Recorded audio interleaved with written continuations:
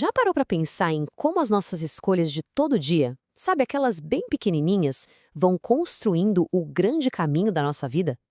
Pois é, o capítulo 13 do livro de Provérbios é como um guia poderoso sobre isso. Ele mostra, com uma clareza impressionante, dois caminhos e o destino de cada um. Vamos mergulhar juntos nessa sabedoria. Olha só, esse versículo aqui, ele é o coração do capítulo inteiro. A pergunta que ele nos faz é direta e impossível de ignorar. Com quem a gente está escolhendo andar? A questão não é só sobre influência, é sobre destino de verdade. As pessoas ao nosso redor estão nos moldando, ativamente. É essa ideia poderosa que a gente vai desvendar hoje. É muito importante a gente entender que Provérbios não é só uma coleção de ditados antigos. É, na verdade, uma literatura de sabedoria, um guia prático para a vida. Então imagine o capítulo 13 como um mapa. Ele não só aponta para uma bifurcação na estrada, mas descreve em detalhes o que espera no final de cada caminho, o da sabedoria e o da tolice. Então, qual vai ser o nosso roteiro? Primeiro, a gente vai entender essa escolha fundamental entre ser sábio e ser tolo. Depois, como essa escolha aparece nas nossas palavras, no nosso trabalho, na nossa integridade e, claro, nos nossos relacionamentos. E, por fim, o mais importante, como trazer essa sabedoria toda para a nossa realidade. Vamos lá, começando pelo tema central de Provérbios, a escolha fundamental que todo mundo enfrenta, que é seguir pelo caminho da sabedoria ou pelo da tolice. E olha, não é uma escolha que a gente faz uma vez só, mas em cada decisão do nosso dia a dia. A palavra original em hebraico para sabedoria, Hokmah, revela algo muito profundo. Não se trata só de ser inteligente, de ter conhecimento na cabeça. É uma habilidade, quase uma arte, a arte de viver bem. É a perícia de tomar as decisões do dia a dia de um jeito que se alinha com os princípios de Deus. Logo no primeiro versículo do capítulo, a gente já vê a diferença de atitude. De um lado, o sábio, que tem um coração aberto, ensinável, que vê a correção como um presente. Do outro, o zombador, cheio de orgulho, que resiste a qualquer tipo de instrução. Essa abertura para aprender é aí que começa o caminho da sabedoria. E agora vamos ver como essa sabedoria, ou a falta dela, aparece numa coisa que a gente faz o tempo todo: falar. Nossas palavras têm um poder gigantesco, tanto para construir quanto para destruir. O que esse versículo está ensinando é que ter autocontrole na fala é, na verdade, uma forma de se proteger. Guardar a boca é preservar a própria alma. Por outro lado, falar sem pensar, de forma impulsiva, é um caminho direto para a autodestruição. Basicamente, as palavras que a gente escolhe criam o mundo em que a gente vive. O ponto aqui é que as nossas palavras nunca são vazias. Elas sempre geram consequências reais. Uma palavra pensada com cuidado pode acalmar uma tempestade, fortalecer um relacionamento, até preservar a vida.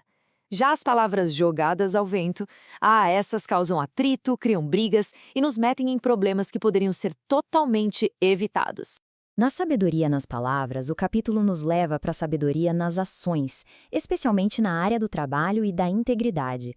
É aqui que os dois caminhos ficam ainda mais diferentes, mostrando que o jeito como a gente lida com nossos recursos revela qual trilha a gente está seguindo.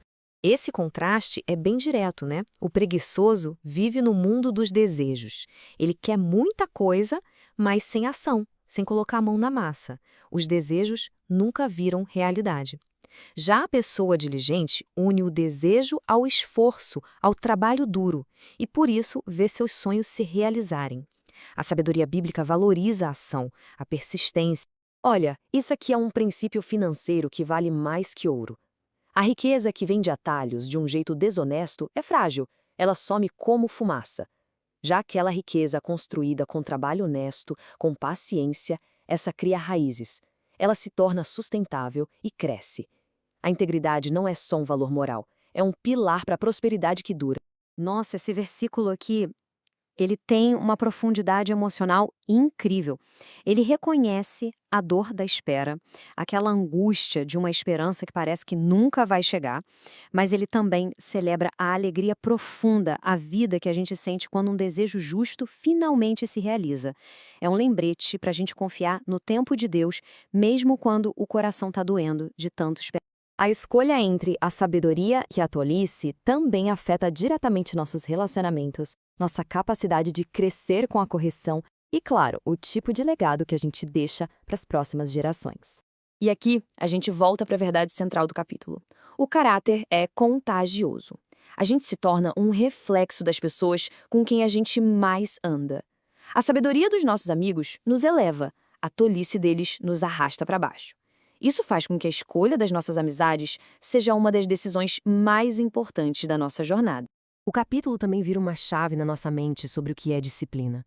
Não é um ato de raiva, mas de amor profundo. Rejeitar a correção leva a um caminho de dificuldade. Aceitá-la nos leva à honra.